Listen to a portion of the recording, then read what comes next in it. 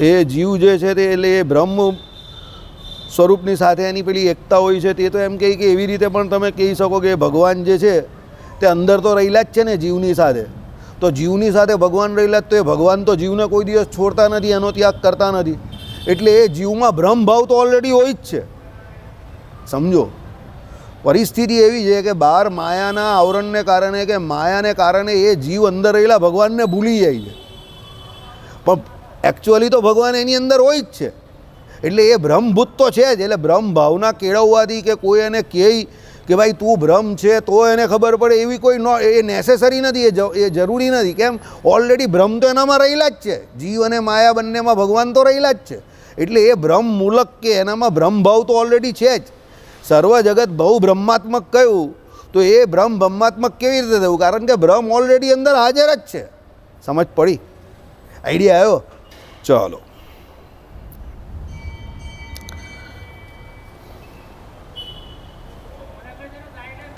એટલે કાલે આપણે જોવું ભેદ શ્રુતિઓ વડે ચેતન ભેદ તો પારમાર્થિક જ સિદ્ધ થયેલો છે. તો આ જ અર્થ આ શ્રુતિનો સમુચિત છે. જે બ્રહ્મને જાણે એટલે અત્યર્થ એટલે પ્રીતિપૂર્વક ઉપાસન કરે તે આ ઉપાસક ઉપાસનાના પરિપાકથી બ્રહ્મનો અપરોક્ષ એટલે પ્રત્યક્ષ ભાવ પામતા તે બ્રહ્મને વિશે આત્યંતિક લય એટલે બ્રહ્મ થકી ઇતર પ્રકૃતિ પુરુષના વિભાગાદિકના અદર્શન રૂપને પામીને પોતાના આત્માને પણ નહીં જોતો. માટે બ્રહ્મ થકી બીજા સમસ્ત વિકલ્પે રહિત જે બ્રહ્મૈક વૃત્તિ તેમાં એ સમાધિ વિશેષમાં અને ફળ દશામાં એવા એટલે તેવા અપરોક્ષ અનુભવના સમયમાં બ્રહ્માત્મ દ્રષ્ટિથી વિરુદ્ધ ભેદ દ્રષ્ટિ તળી જતા બ્રહ્મેકાત્મક અપરોક્ષ ભાવે સંપન્ન થાય છે. સમજો, હવે કોઈ આપણે સામાન્ય રીતે પૂછે કે એકમેવ અદ્વિતીયમ બ્રહ્મ, તો એનો અર્થ શું કરવો? તો એનો ટેકનિકલી અર્થ કંઈ નથી. એ પેલા હરિભક્તની ભગવાનને વિશે ઉપાસના થતાં એની જે સ્થિતિ છે એની વાત છે. પહેલાં તો આવ્યું કે ભાઈ જ્યારે પ્રલયકાંડને વિશે ભગવાનની અવસ્થા હતી એ સ્તુતિમાં એનું એટલે એ શ્રુતિમાં એનું વર્ણન છે. હવે અહીંયા આવ્યું કે ભાઈ એ શ્રુતિ જે છે તે જીવને એવી દશા થાય ત્યારે એ શ્રુતિ જે છે તે એના માટે સાચી થાય. કેવી રીતે? તો એ અહીંયા બતાવ્યું કે ભાઈ પેલો જીવ અહીંયા બેઠો બેઠો ભગવાનનું ભજન કરે, ધ્યાન કરે, ઉપાસના કરે. આ સમજવા જેવું છે. આ બહુ સરસ છે. અત્યાર સુધીનું જે હતું એમાં અદ્વૈતનો નિરાશ હતો, પણ હવે જે છે તેમાં આપણી ઉપાસનાની શ્રીજી મહારાજે વાત કરેલી છે. બરાબર? કે ભાઈ એ જીવ ભગવાનની ઉપાસના કરે એટલે ભજન કરે, ધ્યાન કરે, ઉપાસના કરે એટલે શું થાય? એ ઉપાસક જે છે એને શું થાય કે ભાઈ આ ઉપાસક ઉપાસનાના પરિપાકથી થયેલો બ્રહ્મનો અપરોક્ષ એટલે પ્રત્યક્ષ ભાવ પામતા. હવે અત્યારે આપણે ભગવાન પ્રત્યક્ષ નહીં દેખાતા. દાખલા તરીકે ધ્રુવજીને ભગવાનના પ્રત્યક્ષ દર્શન થયેલા ઉપાસનાના પરિપાકથી. એમને જે મંત્ર આપ્યો, કોણે આપ્યો? નારદજીએ આપ્યો. એટલે નારદજીએ જ્યારે એમને ઉપાસનાનો મંત્ર આપ્યો, કયો મંત્ર આપેલો? ઓમ નમો ભગવતે વાસુદેવાય. હવે એ મંત્ર જાપ એમણે કર્યો અને એક ઉત્તર પોતે દેહથી પર થતા ગયા અને અંતે એમની ઉપાસનાનો જ્યારે અંત આવ્યો, બરાબર, ત્યારે એમને ભગવાનનો અપરોક્ષ અનુભવ એટલે પ્રત્યક્ષ ભાવ થયો. એટલે પ્રત્યક્ષ ભગવાન પુરુષોત્તમ નારાયણ એમને ત્યારે સામે દેખાયા. હવે તમે ખાલી ઇમેજિન કરો, કલ્પનાથી ઇમેજિન કરો. તમે ભગવાનનું ભજન કરો છો અનંત કોટિકાળથી અને એ ભગવાન સીધા પ્રત્યક્ષ તમારી સામે આવી ગયા, તો તમારી દશા ત્યારે શું હશે? સમજો. અરે સામાન્ય માયાની કોઈ વસ્તુને તમે ચાહતા હો અને વર્ષો સુધી એના માટે તપશ્ચર્યા કરો અને એ તમને મળી જાય તો તમે ગેલા જેવા થઈ જાઓ છો અને તમે તમારી સ્વરૂપને, તમારા પોતાના સ્વરૂપને ભૂલી જાઓ છો. વસ્ત્ર, આભૂષણ, અલંકાર, તમે શું પહેરેલા છે, શું બોલવું, શું કહેવું, કેવી રીતે તમારે એ આનંદને વ્યક્ત કરવો, એ બધું તમે ભૂલી જાઓ છો ખાલી એ માયાની વસ્તુ મળી જવાથી. તો આ તો સાક્ષાત પુરુષોત્તમ નારાયણ પ્રત્યક્ષ આનંદઘન પરમાત્મા, એનો તમને સાક્ષાત્કાર થયો છે પ્રત્યક્ષપણે પાછો. એટલે એ સમયે તમારી દશા કેવી છે? તો તમને જગતમાં ભગવાન સિવાય બીજું કંઈ દેખાતું જ નથી. કારણ કે પહેલાં તો એ પરમાત્મા છે એવા, અને બીજું તમે વર્ષોથી એ ભગવાનની કે યુગોથી કે સદીઓથી કે જન્મોથી એની ઉપાસના કરી રહેલા છો અને એ તત્વ તમારી સામે આવી ગયું. એટલે એને કારણે તમને જગતમાં બીજા જે કોઈ છે, બીજા કોઈ જીવ છે તે પણ, અને માયા જે છે તે પણ દેખાતી જ નથી, સીધા ભગવાન જ દેખાય છે. સિયા રામમય સબ જગ જાની. સમજો.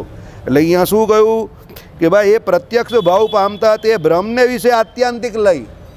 સમજો, એ બ્રહ્મને વિશે આત્યંતિક લય એટલે સમગ્ર સૃષ્ટિમાંથી, જગતમાંથી એની વૃત્તિ સિદ્ધિ ભગવાનને વિશે લય પામી ગઈ.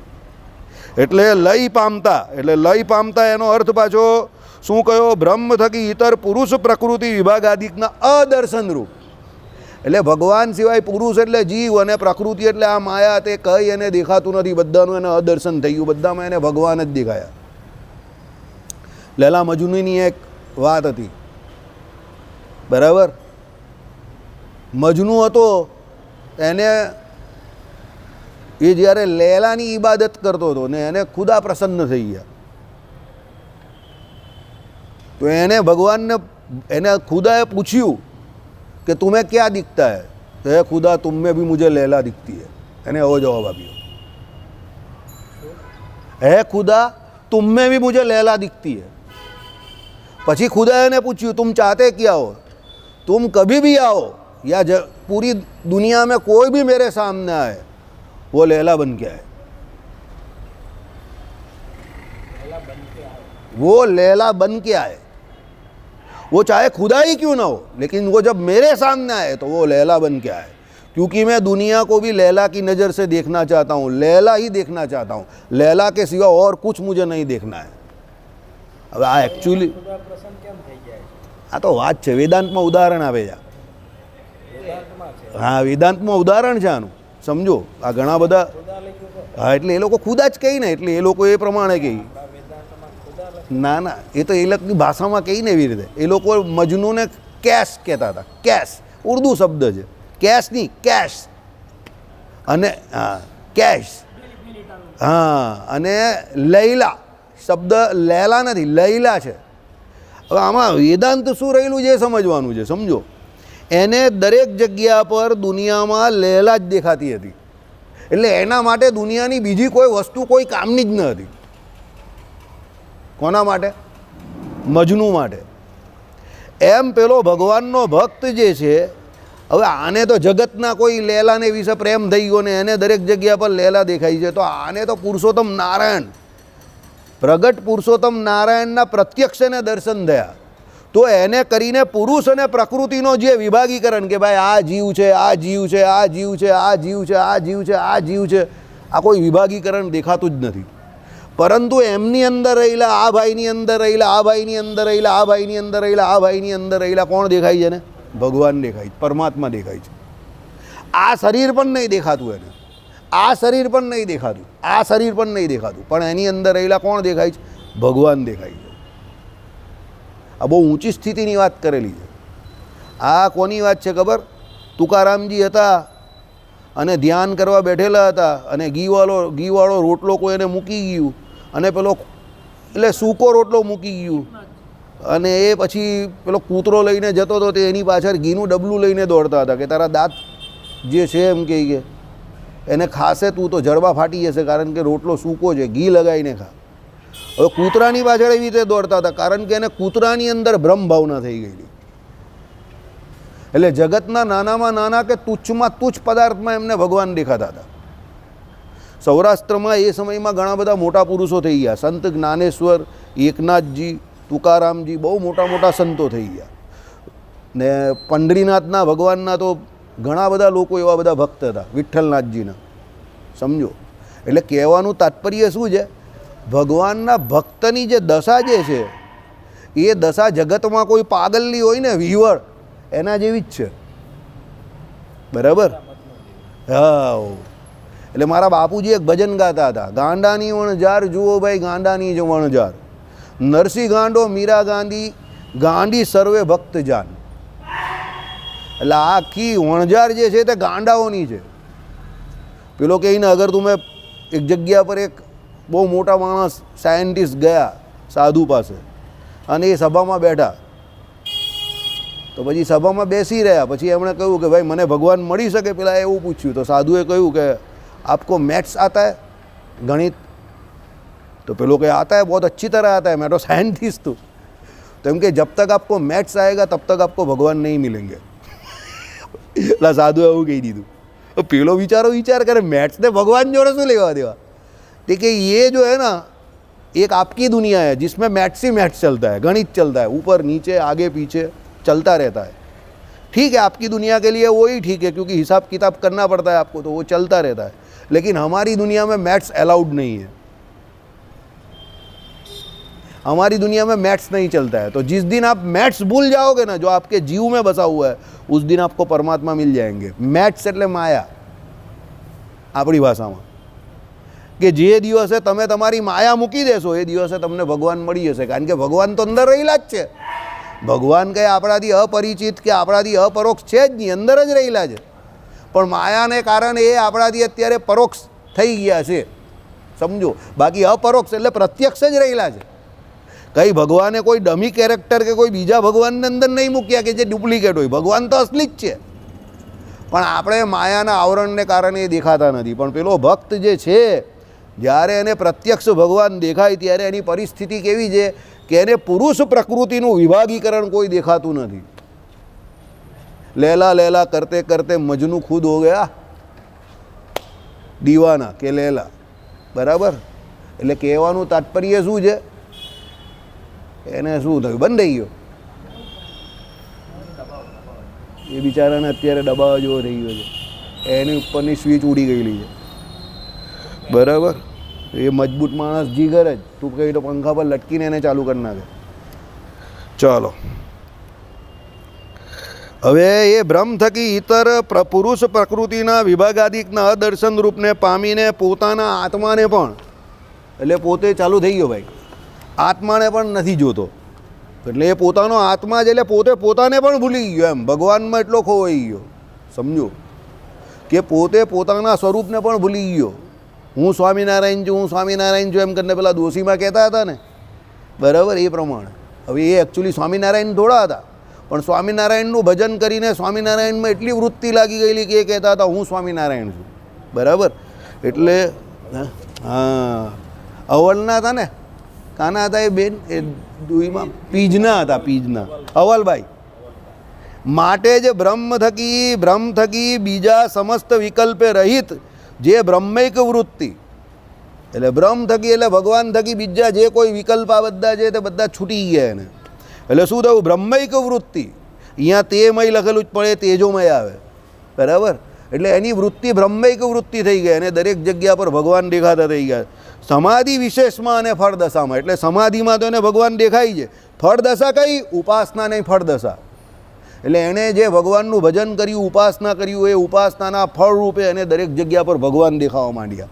એટલે આપણે ત્યાં સાકારવાદમાં જે પાંચ આપણા જે શું કહેવાય કે વિષ્ણુમત, એટલે જે નારાયણપંથી જે છે, વૈષ્ણવપંથી જે કહેવાય, એમાં ભક્તિની પરાકાષ્ઠા કોને કહી, તો જીવ જગતને વિશે જે ભગવાન જીવ પ્રત્યે જે રહેલા છે એ દેખાવા કે એને જોવા, આખા જગતને વિશે જે ભગવાનને જોવા, એ ભક્તિની પરિપાક અવસ્થા છે, બરાબર। જૂના જે ભક્તો હતા ને, તે જગતમાં બીજો કોઈ આવે ને, કોઈ એમ કહે કે પહેચાના, તો પછી એને ઓળખી નાખે ને, તો ઓળખી નાખે પછી પશ્ચાતાપ કરતા હતા। તમે વિચાર કરો કે સામેવાળાને ઓળખો, એમાં એ શું કામ પશ્ચાતાપ કરે? તેને પશ્ચાતાપ એ બાબતનો થતો હતો કે હું હજુ બી ખોખાને ઓળખું છું, આ ખોખું મારાથી ભૂલાતું નથી એમ। એટલે એને એ વાતનું દુઃખ થતું હતું કે આ બધા ખોખાઓ હજુ મારા જીવમાંથી નીકળ્યા નથી। ભગવાનને ભજીને પણ ભગવાનનો સાક્ષાત્કાર હું કરી નહીં શકતો ને એમાં જવાબદાર હું પોતે છું એમ કરીને પોતે પોતાને જવાબદાર સમજીને પશ્ચાતાપ કરતા હતા કે મને હજુ આ ખોખા જ દેખાય છે। એટલે કોઈ પૂછે ને ભાઈ ઓળખાણ પડી, તે કે હા પડી ને, ફલાણા ભાઈના દીકરાને, પછી એની આંખમાં આંસુ આવી જતા હતા। હવે પેલો વિચાર કરે કે આ મને ઓળખીને કેમ રડે છે, હવે પેલાને એ ખબર નહીં પડે કે આની દશા શું છે, સમજો। દીવાનો છે ઉનકી દીવાનગી કા સબબ મત પૂછો, બરાબર। એટલે જે ભગવાનના ભક્તો છે, જે દીવાના છે, એના કોઈ કારણ, એ લોકોના કારણ બહુ વિચિત્ર લાગે તમને, અશોકભાઈ જેવા, બરાબર, કે કોઈકે કહ્યું ને વાળ મુંડાઈ નાખ્યા, બરાબર, હા, ઓકે, એટલે કહેવાનો મતલબ શું છે કે એને દરેક જગ્યા પર એ ભગવાનનો ભાવ થાય છે, સમજો, એટલા માટે. એટલે ફળ દશામાં એટલે ઉપાસનાના ફળને ફળની પ્રાપ્તિમાં એને શું છે, દરેક જગ્યા પર ભગવાન દેખાય છે. સાંભળો, તેવા અપરોક્ષ અનુભવના સમયમાં, એટલે એને આવો પ્રત્યક્ષ અનુભવ થયો, તે અપરોક્ષ એટલે પ્રત્યક્ષ. આ શાસ્ત્રીજીની ભાષા છે ને બહુ વિચિત્ર છે બધી. આ તમે વાંચો અપરોક્ષ, અપરોક્ષ એટલે શું? અપરોક્ષ એટલે પરોક્ષ નહીં તેવું, એટલે પ્રત્યક્ષ. બરાબર, માં નહીં ને બાપાની બૈરી એવું. હવે એ લોકો સીધું લખતા હોય તો પછી મારા જેવા લોકોની જરૂર જ કાં છે? બરાબર, ચાલો. એટલે પછી આપણે કહીએ ને ઘરે જઈને તમારી બાને કહો એ બાપાની ઘરવાળી કેમ છે, તો બાપા તમને એક ઠોકી દેશે. હાલા બાપાની ઘરવાળી કેમ બોલે છે? તે કે બા એટલે બાપાની ઘરવાળી, તેમાં આવું કહ્યું હોય અપરોક્ષ. હવે હું કહું બાપાની ઘરવાળી તો તમને કેવું ઓડ લાગ્યું? વિજયભાઈ મારી સામે આમ કરીને જોઈ છે. અરે ભાઈ, હા, શાસ્ત્રી સ્વામી એવું જ લખે છે બધું અપરોક્ષ એમ. એટલે બાપાની ઘરવાળી એટલે કોણ? તો આપણી બા, સમજો. હવે આમાં અપરોક્ષ લખે એની જગ્યા પર પ્રત્યક્ષ લખતા હોય તો કેટલું સારું લાગે, બાની જેમ એમ. હું તમને એમ બધાને સમજ પડે. પણ હવે એ આ અપરોક્ષ એટલે કોઈને ભાગ્યે 90-95% લોકોને ના પડે, સમજો. હવે આ બીચ આમાં આનો જે ભાવ છે તે બહુ સરસ છે, પણ આના શબ્દો એટલા અઘરા છે કે અપરોક્ષ ને આ બધું એટલે પેલો કહે કે ચાલ ભાઈ આપણું કામ જ નથી, ગજુ નથી એટલે ચાલ્યો જાય. બાકી આ વાક્યનો ભાવ કેટલો ઊંચો છે તમે જો. આ પ્રહલાદજીની અવસ્થા બતાવેલી છે, નરસિંહ મહેતાની અવસ્થા બતાવેલી છે, મીરાબાઈની અવસ્થા બતાવેલી છે, મોટા મોટા હરિભક્તોની અવસ્થા આવી હોય છે એમ. બરાબર, ચાલો. એટલે તેવા અપરોક્ષ અનુભવના સમયમાં બ્રહ્માત્મ દ્રષ્ટિ થકી વિરુદ્ધ ભેદ દ્રષ્ટિ તળી જતા. એટલે દરેક જગ્યા પર જે ભગવાન રહેલા છે એનાથી વિરુદ્ધ ભેદ દ્રષ્ટિ. હવે અહીંયા બહુ ઊંચી વાત કરેલી છે. પહેલો શબ્દ બ્રહ્માત્મ દ્રષ્ટિ કયો અને બીજો શબ્દ ભેદ દ્રષ્ટિ કયો. એટલે ભેદ જે છે એ છે સત્ય, પણ બ્રહ્માત્મ દ્રષ્ટિ જે છે તે નંબર પહેલાં પર છે. કેવી રીતે? કારણ કે ભગવાન તો પહેલેથી જ દરેક જીવના કારણ હોવાથી, એટલે જીવની અંદર કારણ રૂપે રહેલા જ છે. કારણ કે સર્વ કારણનું કારણ કોણ છે? ભગવાન છે. એટલે બ્રહ્મ પહેલાં છે. એટલે બ્રહ્માત્મ દ્રષ્ટિ થકી શું લખ્યું? વિરુદ્ધ ભેદ દ્રષ્ટિ. એટલે ભેદ આપણામાં જે આવ્યો હતો અત્યારે આવેલો છે આ અવસ્થામાં, પહેલાં ન હતો, સમજો. દાખલા તરીકે નાનો બાળક હોય તો એ કેટલો નિર્દોષ હોય, એનામાં થોડી ભેદ બુદ્ધિ હોય છે. નાના બાળકમાં નિર્દોષ બુદ્ધિ હોય છે. એટલે આપણે નહીં કહેતા ભગવાન કોનામાં રહ્યા છે? નાના બાળકમાં રહ્યા છે. કેમ? એનામાં ભેદ બુદ્ધિ નથી. પછી એ જેમ જેમ મોટો થતો જાય તેમ તેમ એનામાં શું? ભેદ બુદ્ધિ આવે. એટલે ઓરિજિનલી એનામાં નિર્દોષતા કેમ છે? એનામાં બ્રહ્માત્મ બુદ્ધિ છે. એને ખબર નથી પણ નિર્દોષ છે, એનામાં અતિ નિર્દોષતા છે. એ બાળક છે, એને સારું નરસું પારકું પોતાનું કંઈ નથી. એને દરેક જગ્યા પર કેવું બધા સરખા જ લાગે છે, સમજો. એટલે અહીંયા શું કહ્યું? બ્રહ્માત્મ દ્રષ્ટિ થકી વિરુદ્ધ ભેદ દ્રષ્ટિ તળી જતા. એટલે આપણે જે છે તે આપણે એવું સમજીએ જ કે આપણે મોટા થઈ ગયા, પણ એકચ્યુઅલી આપણે કેવા થઈ ગયા? ખોટા થઈ ગયા. કારણ કે આપણે આપણું ઓરિજિનલ સ્વરૂપ જે છે બ્રહ્માત્મ દ્રષ્ટિવાળું નિર્દોષપણું જે આપણું છે તે ખોઈ દીધું. આપણે જગતમાં હોશિયાર બનવા માટે એકચ્યુઅલી આપણે આપણા પોતાના સ્વરૂપને ખોઈ દીધું. बोलो कहीं ना होशियार बनने के चक्कर में हम लोग चालाक बनने के चक्कर में क्या हो गए? स्मार्ट बनवाना चक्कर में આપણે કેવા થઈ ગયા? चोर लुटारा धुतारा कनिंग मैन. बराबर, पूरी दुनिया को घन चक्कर घुमाने वाले सबसे बड़े घन चक्कर हम हो गए.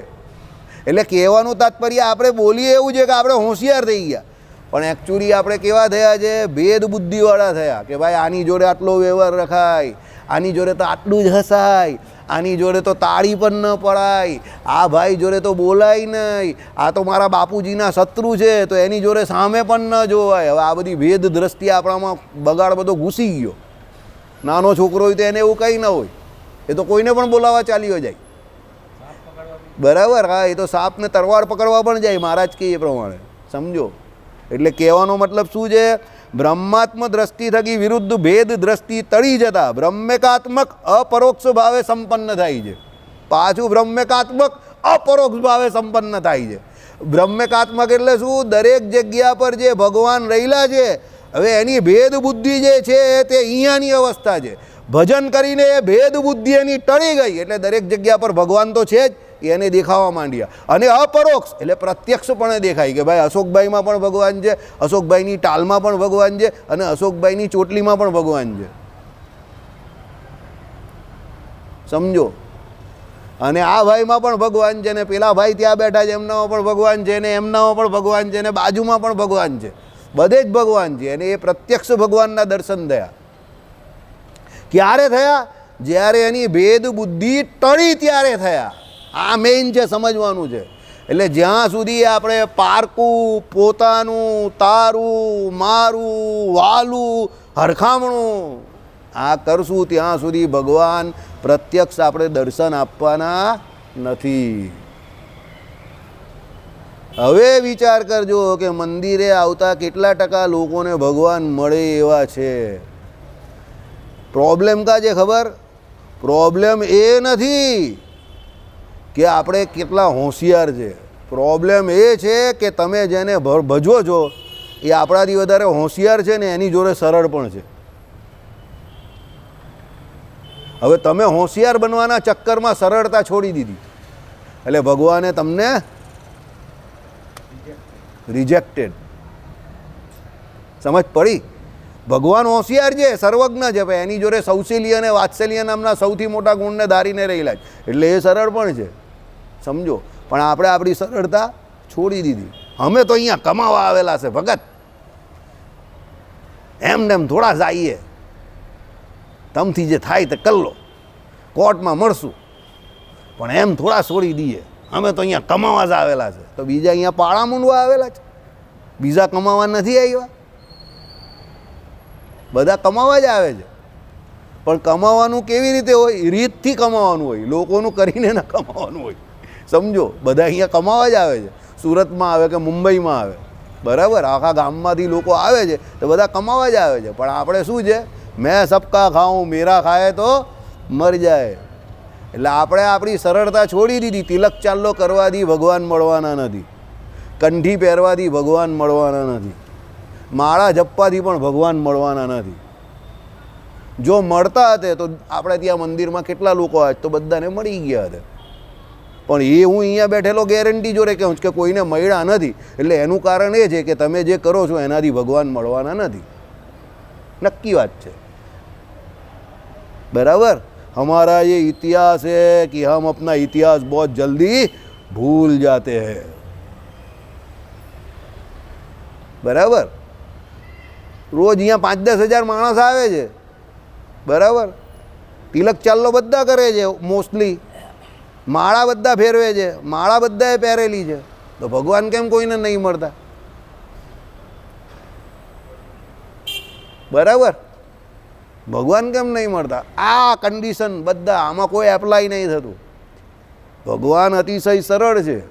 વેદ બુદ્ધિ આપણી ટળી નથી. વેદ બુદ્ધિ ટળી જાય તો ભગવાન મળી જાય. ભગવાન તો ચોખ્ખું જ કહીશ કે હું તો બેઠેલો જ છું કે ભાઈ તને દર્શન આપું, પણ તું એવી તારી કેપેસિટી તો બનાવ. તું તારું મારું કર્યા કરે છે. ભગવાન કહે તું તારું મારું કર્યા કર તો હું મારું કર્યા કરા. બરાબર. છેલ્લે ભગવાન તો હું જ છું ને. એ તો મારે નક્કી કરવાનું જ ને કે કોની પાસે જવું ને કોની પાસે ન જવું. તું તારા હિસાબે તારું કર્યા કર તો હું મારા હિસાબે મારું કર્યા કરા. એ તો સર્વજ્ઞ સર્વવિદ સ્વતંત્ર છે જ. એટલે તમે એને કંઈ કરી નહીં શકવાના. કર્યા કરો મારા આવી રીતે, ને કર્યા કરો કંઠી ફેરવો ને ગમે એટલી તિલક ચાલ્લા કરો. પણ જ્યાં સુધી ભેદ બુદ્ધિ તળશે નહીં ને આ બધા કાવા દાવા છોડશો નહીં, દાવપેચ છોડશો નહીં, કપટ છોડશો નહીં, ત્યાં સુધી ભગવાન ન મળે. બાકીનું જે કંઈ બીજું તમને મળે છે અત્યારે જગતમાં, તમે ભક્ત કહેવાઓ છો કે તમારી જે પ્રતિષ્ઠા છે કે તમને લોકો જે ભગવાનના ભક્ત તરીકે ઓળખે છે, એ ભગવાનને લઈને તમને એટલું મળી જશે. હા ભાઈ, એ કહેવાશો તમે સો કોલ્ડ, પણ ભગવાન મળે નહીં. બરાબર. ચાલો. એટલે માટે જ બ્રહ્મેવ ભવતી, બ્રહ્મ જ થાય છે એમ શ્રુતિ કહે છે. એટલે એને બ્રહ્મ થાય છે, એટલે એને દરેક જગ્યા પર બ્રહ્મ એટલે ભગવાન દેખાય છે એટલે એ બ્રહ્મ થાય છે એવું કહ્યું. બાકી કંઈ જીવ જે છે તે કન્વર્ટ થઈને કંઈ ભગવાન નહીં થઈ જતો. એસી લાગી લગન મીરા હો ગઈ મગન. એટલે મીરા કંઈ મગનભાઈ થઈ નહીં ગઈ, એનું કંઈ જેન્ડર ચેન્જ નહીં થઈ ગયું, પણ એ બ્રહ્મ ભાવને પામી ગયા મીરાબાઈ. એમને આ શરીર જે છે તે દેખાતા બંધ થઈ ગયા લોકોને, અને દરેક જગ્યા પર ભગવાન દેખાવા માંડ્યા. એટલે એ ભજન છે, એસી લાગી લગન મીરા હો ગઈ મગન. ભગવાનમાં મોહનમાં એ ભગવાનની ભક્ત મીરાબાઈ એ ભક્ત એવી થઈ ગઈ કે મગન થઈ ગઈ કે એને દરેક જગ્યા પર મોહન જ દેખાવા માંડ્યા. સમજો, મીરાબાઈના ભજન એટલે સાંભળો એટલે તમે એમ હલી જાઓ.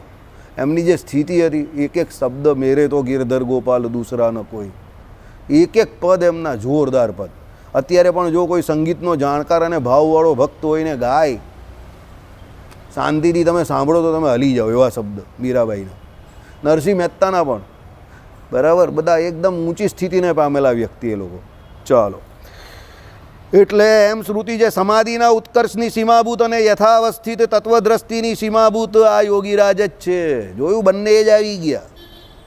આ યોગીરાજ કેમ કહ્યો કે એને દરેક જગ્યા પરથી ભેદ બુદ્ધિ તૂટી ગઈ છે એટલે એને યોગીરાજ કહ્યો. એ તો યોગીરાજ હોય, યોગીઓનો રાજા એ જ એવો હોય કે જેને દરેક જગ્યા પરથી ભેદ બુદ્ધિ તૂટી જાય, એને દરેક જગ્યા પર ભગવાન દેખાય. અને બીજું શું કહ્યું? સમાધિની ઉત્કર્ષની સીમાભૂત. એને સમાધિ એટલે ધર્મભૂત નાને કરીને દરેક જગ્યા પર ભગવાન જ દેખાય છે. એને કોઈ જગ્યા પર બીજું કંઈ દેખાતું જ નથી, દરેક જગ્યા પર ભગવાન જ ભગવાન દેખાય છે. એટલા માટે શું કહ્યું? હે મુને તત્વજ્ઞાનીઓ, આવા સમાધિ વિશેષે સંપન્ન યોગીને મહામુક્ત એવા નામથી કહે છે. આવો જે ભગવત ભક્ત જે છે એને મહામુક્ત કહેવાય છે. કેમ?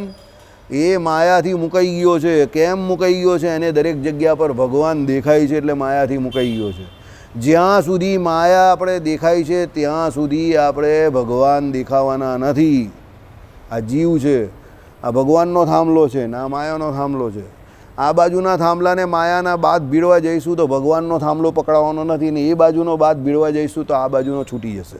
એટલે તમારે ગમે ત્યારે ડિસાઈડ કરવું પડશે, નક્કી કરવું પડશે કે હવે ભગવાનનો થાંભલો ક્યારે પકડવો. આપણે અત્યારે શું કરીએ છીએ? દૂધમાં ને દહીંમાં બંનેમાં પગ આમ દબ દબ દબ દબ દબ કર્યા કરીએ છીએ.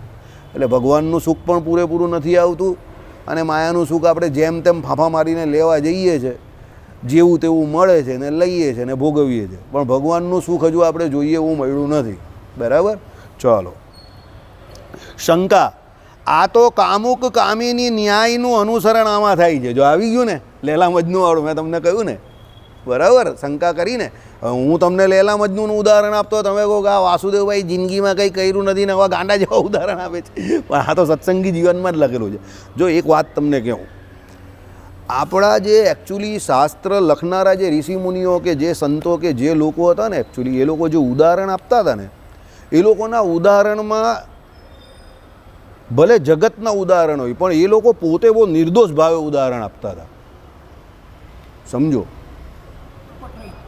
દાખલા તરીકે આપણા સુખદેવજી જે રાસ પંચાધ્યાયનું વર્ણન કરતા હતા કે ભાઈ ગીત ગોવિંદ જે જયદેવજીએ ભગવાન શ્રી કૃષ્ણ અને ગોપીઓનું જે વર્ણન કર્યું, તો એ પોતે શરીરથી ઉઠી ગયેલા બંને વ્યક્તિ છે. આત્મા તત્વ અને પરમાત્મા તત્વમાં રમણ કરનાર વ્યક્તિ છે. હવે એમને એમના ભાવો જે વર્ણવેલા છે એની અંદર કોઈ કામ ભાવ નથી. સમજો, પણ પેલો વાંચનારો હોય કે સમજનારો હોય કે જે કોઈ એને સાંભળનારો છે એ હજુ દેહભાવથી મુક્ત નહીં થયો, એ હજુ દેહભાવે યુક્ત છે, તો એને કામુક કામીની ન્યાયને આ બધું એ સાંભળે એટલે એના મગજમાં બધું બીજું બધું કચરો ચાલુ થઈ જાય. તમે મારી વાત સમજ્યા? પણ એ કામુક કામીની ન્યાય જે કયો છે એ જગતના જીવોને સમજાવવા માટે કયો છે. સમજો, કારણ કે તમે જે ભાષામાં સમજો એ ભાષામાં જ તમને સમજાવે ને. તમે જે જાણતા હો એવું જ તમને ઉદાહરણ આપે ને. સમજો, પેલું તો પેલી અવસ્થા તો તમને ખબર નથી, તો તમને ઉદાહરણ કયું આપે? તમે જેમાં સંસારમાં જે વસ્તુથી કે જે ક્રિયાથી કે જે વ્યક્તિઓથી પરિચિત છો એને જ તમને ઉદાહરણ આપે, ને તમે એનો અનુભવ કરેલો છે એ વ્યક્તિઓ જોડે કે એ વસ્તુ જોડે. સમજો, કામુક કામીની નહીં એટલે આપણે કહ્યું એ પ્રમાણે કે ભાઈ અતિશય કોઈ કામી વ્યક્તિ હોય, એ આપણે હમણાં કહ્યું એ પ્રમાણે કામુકના ઘણા બધા અર્થ છે. તમે કોઈ વસ્તુની ઈચ્છા રાખો તો પણ કામુક છે, અને કોઈ વ્યક્તિની ઈચ્છા રાખો તો પણ કામુક છો. એટલે કામ એટલે ઈચ્છા. તમને વ્યક્તિની ઈચ્છા હોય તો એ વ્યક્તિ વગર ન ચાલે, અને વસ્તુની ઈચ્છા હોય તો એ વસ્તુ વગર ન ચાલે. હવે આ દાખલા તરીકે આ બધા લીકર લેનારા, લીકર બોલાઈ જાય મારાથી, આલ્કોહોલ એટલે દારૂ પીનારા, તે સાંજે 7 વાગે એટલે એને બીજું કંઈ સૂજે જ નહીં. એ જ દેખાય. શામ દલ્લે के बाद हमारा अत्तारी साहब नहीं है, हम पानी नहीं पीते. दलाल साहब तुम तो भगत आदमी हो, तुम्हारा काम, तुम्हारा मीटिंग खत्म बनेगी. મને 7 વાગે લોકો શું કહે, અભી तुम्हारा मीटिंग खत्म हो गया. મેં કહું સાહેબ એ તો વોરા હતો, એ નાસ્તિક હતો, નાસ્તિક હતો. હી વોઝ નાસ્તિક, એટલે ही इज नास्तिक एक्चुअली. એટલે એ શું કહે, आपका मीटिंग खत्म हो गया, आप जाओ. तो मैं कहूँ साहब आपका कौन सा मीटिंग है, वो तुम्हारे काम का नहीं है. એટલે આપણે ચાલ્યા જવાનું. પછી હું અમદાવાદમાં શું કરું ખબર, આપણા નંદ નારાયણ દેવના મંદિરે આવું, પછી નંદ નારાયણ દેવના દર્શન કરું, ઠાકોર બાકોર જમાડું, હું શાંતિથી મંદિરે સૂઈ જાઉં. એ લોકો બધી હોટલમાં આમ તેમ ચાલ્યા જાય. પછી એ લોકો શું કરે, મારે તમને કંઈ અહીંયા ચર્ચા કરવી નથી. સમજો બરાબર? કહેવાનું તાત્પર્ય શું છે, જેને જે વસ્તુ પ્રિય હોય એ વસ્તુ પાસે એ જાય. એટલે કામુક કામિની ન્યાય એટલે શું છે, જે વ્યક્તિ કે વસ્તુ જેની તમને ઈચ્છા છે એના વગર તમને ચાલે નહીં. એટલે જેને ચાલતું નથી એ કામુક, અને કામિની એટલે પેલી જે વ્યક્તિ છે તે, એના વગર પેલા બીજા વ્યક્તિને ચાલતું નથી તે. સમજો? એટલે એને કામુક કામિની ન્યાય શાસ્ત્રમાં કહ્યો છે. હવે કોઈ વાંચે તો એ કંઈક હાય હાય હાય હાય હાય હાય હાય આવું લખેલું છે. અરે એમાં હાય હાય ને હુઈ હુઈ શું કરવાનું, એમાં કાંઈ હાય હાય હુઈ હુઈ કરવા જેવું કંઈ નથી. હા પ્રેયસી, હા પ્રેયસી માટે, હા પ્રેયસી માટે જ હોય. હા બીજી હોય, હા નહીં નહીં નહીં, એમાં લગ્ન પહેલાં તો પ્રેયસી હોય તો બહુ પ્યારી હોય ને બધાને. પહેલાં તો કહેવત તો છે કે લગ્ન પહેલાં ચંદ્રમુખી, લગ્નના 10 પછી સૂર્યમુખી, અને 20 વર્ષ પછી તો જ્વાળામુખી, ફાટે ભમ્મ દઈને. એટલે એનાથી દૂર જ ભાગે કે આ ફાટે નહીં તો સારું. લગ્ન પહેલાં તો એ ચંદ્રમુખી હોય, એની ઉપાસના કરતો હોય. ચંદ્રની કેવી ઉપાસના કરે, જો અત્યારે પૂનમનો ચાંદ દેખાશે, કાલે પૂનમ છે ને, તો આજે જો ચંદામામાં બહુ જોરદાર દેખાય છે, તો પત્નીની અંદર એ શાયર બની જાય, એટલે પ્રેયસીની અંદર. એના માટે તો એ ચાંદ ઉપર ચાલ્યો જાય, અને ચાંદ ઉપર જઈને બધી કવિતાઓ લખે. એટલે લગ્ન પહેલાં તો કોઈ પણ સ્ત્રી હોય તે શું હોય, ચંદ્રમુખી. લગ્ન થાય ને 10 વર્ષ થાય પછી એ સૂર્યમુખી થઈ જાય. એની પાસે જાય તો ધક ધક ધક ધક ગરમી લાગે. વૈશાખ મહિનાનો ધોમ ધકતો તાપ બપોરનો, એટલે એનાથી એ દૂર ભાગે. પેલી કંઈ તમે આટલા દૂર કેમ જાઓ છો, આપણે બંને લગ્નમાં કોઈ સંબંધીને ત્યાં જઈએ તો આપણો બંનેનો વ્યવહાર બહુ સારો છે, એમ જોડે ને જોડે રહેવાનું. પેલો કંઈ પણ મારે જ્યારે જવું છે આમ તેમ, જ્યાં જવું હોય ત્યાં પછી જજો, 10 મિનિટ પછી. હવે પેલાને કોઈ ઇમરજન્સી કોલ આવ્યો હોય તો પણ કંઈ જવાય નહીં, સીધા ચાલ્યા જ કરવાનું. હવે આ શું થઈ ગયું, સૂર્યમુખી. અને જો 20-25 વર્ષ એને કાઢી નાખીએ એની જોડે, તો પછી તો જ્વાળામુખી. પેલો બિચારો ડરમાં ને ડરમાં જ હોય કે ગમે ત્યારે ફાટશે અને લાવારસ ફાટ નીકળશે અને બધા તણાઈ જશે એની અંદર જ. બરાબર? આખો શેકાઈ જાય, રોસ્ટ થઈ જાય. બરાબર?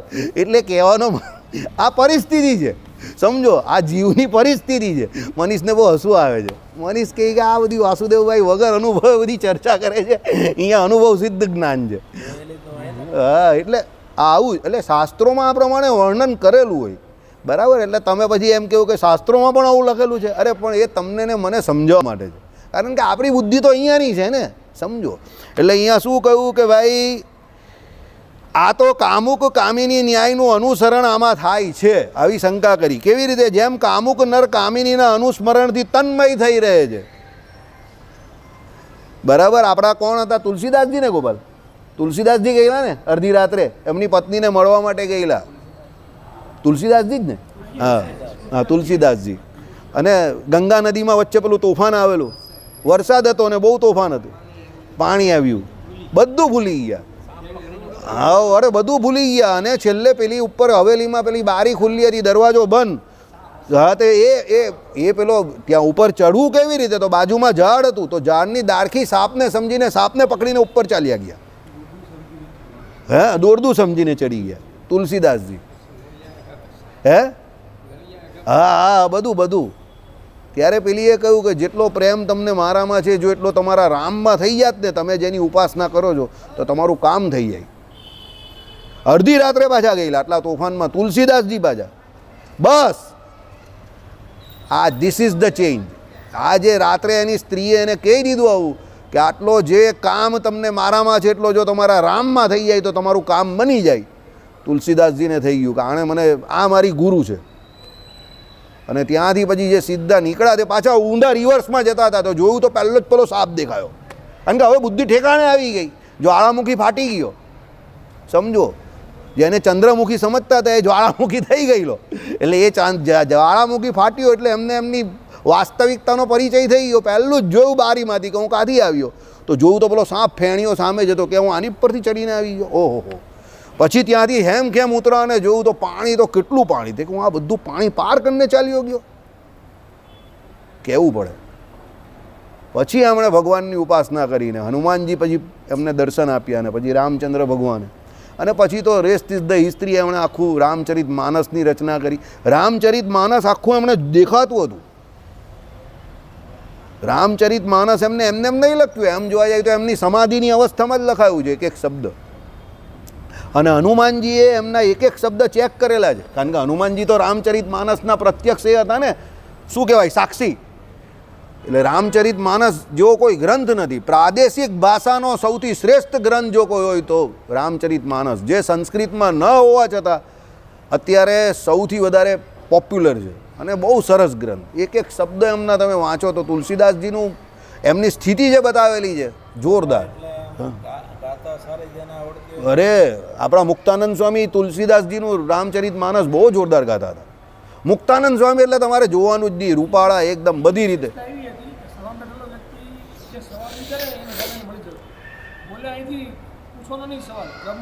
રામચરિત માનસની ચોપાઈ બહુ સરસ ગાતા હતા મુક્તાનંદ સ્વામી. મુક્તાનંદ સ્વામી હે કોણ? હા, હમણાં આ કોરોના કાળમાં રાજેન્દ્રદાસજીએ જે વિનય પત્રિકા તુલસીદાસજીનું જે એક બીજું છે આખું પુસ્તશાસ્ત્ર, એ પણ ગાયું છે. એ પણ બહુ સરસ છે.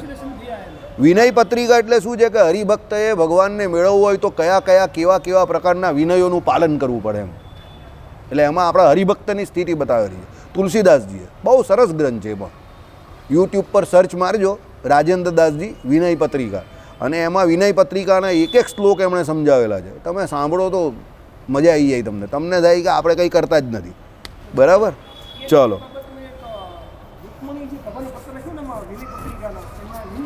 હા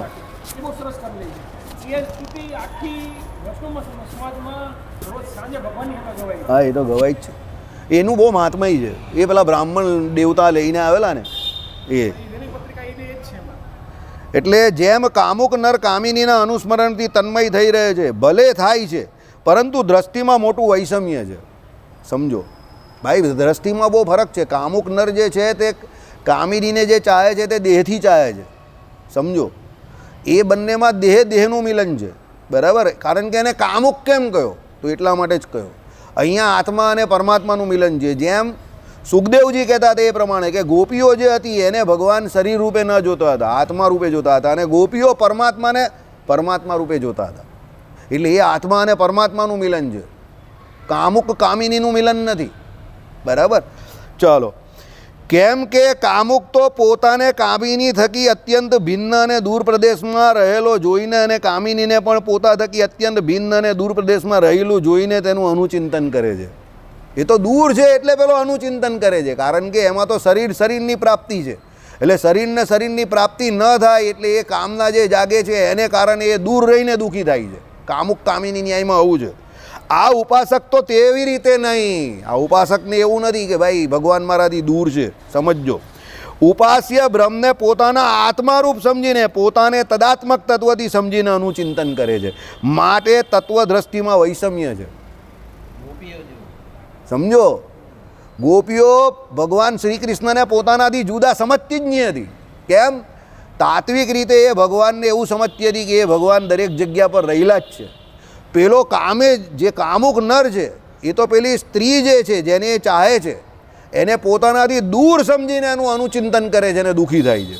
ત્યારે આનું શું છે તે સાંભળો. ઉપાસક તો તેવી રીતે નહીં. ઉપાસ્ય બ્રહ્મને એટલે એ જે ભગવાનને ભજે છે પોતાના આત્મારૂપ સમજીને કે ભાઈ આ ભગવાન છે તે જ મારો આત્મા છે, એના સિવાય બીજું કોઈ છે જ નહીં. આત્મા એટલે ધારક, નિયંતા અને શેષી, એ જ મારું નિયંત્રણ કરનારા છે એમ સમજીને, અને પોતાને તદાત્મક તત્વથી સમજીને અનુચિંતન કરે છે કે ભાઈ હું એ ભગવાનની અંદર જ છું, ભગવાનમય થઈ ગયો છું. એટલે હું એ ભગવાનથી જુદો નથી.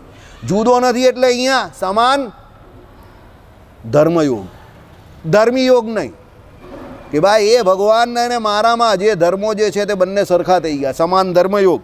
એનું શું છે? એક તત્વથી અનુચિંતન કરે છે, માટે તત્વ દ્રષ્ટિમાં વૈષમ્ય છે. એવા આશયથી સર્વ ખલ્વિદમ એમ કહે, એમ હવે કહે છે. એટલે બંનેમાં બહુ ફરક છે. પેલો બંનેને જુદા સમજે છે, કારણ કે એને પેલીને મેળવવી છે કે પેલીને પેલાને મેળવવું છે. તો મેળવવાનું જ્યાં એકબીજાને આવે તો બંને જુદા હોય તો મેળવવાનું આવે ને. ત્યારે આમાં એવું નથી. આમાં તો ભગવાનને પેલો પોતાની અંદર જ સમજે છે ને પોતે જ પોતાને ભગવાનમાં ખોવાયેલો સમજે છે. એટલે પોતાને ભગવાનથી ભિન્ન નહીં સમજતો. આ ફરક છે. કેમ? એને બીજું કંઈ દેખાતું જ નથી, બધે ભગવાન જ દેખાય છે. એકચ્યુઅલી એ પોતાની જાતને પણ નહીં જોતો. આમાં આવી ગયું ને ઉપાસક, એ તો ભગવાનને જ જોઈ બધે, કારણ કે એને બધે ભગવાન જ દેખાય છે. હવે આ પરિસ્થિતિ કેવી છે ખબર? આનું શબ્દો દ્વારા વર્ણન ન થઈ શકે. આનું શબ્દો દ્વારા વર્ણન ન થઈ શકે. ઘણી જગ્યા પર સુખદેવજીની કલમ પણ ગોપીઓની જે મનોદશાનું વર્ણન કરે છે, તો ઘણી જગ્યા પર એ સુખદેવજીની કલમ પણ વ્યાસજીની કલમ પણ અટકી જાય ત્યાં. કારણ કે દુનિયામાં ઘણી બધી ઘટનાઓ કે ઘણી બધી પરિસ્થિતિઓ કેવી હોય કે જેમાં અહેસાસ અને લાગણી એ એટલી મોટી જગ્યા પર પહોંચી ગયો હોય કે એનો પરિપ્રેક્ષ જે છે ત્યાં સુધી શબ્દોથી કોઈ કવિ કે કોઈ લેખક પહોંચી શકે નહીં. દાખલા તરીકે મા દીકરાનો પ્રેમ, શું લખો તમે એના વિશે?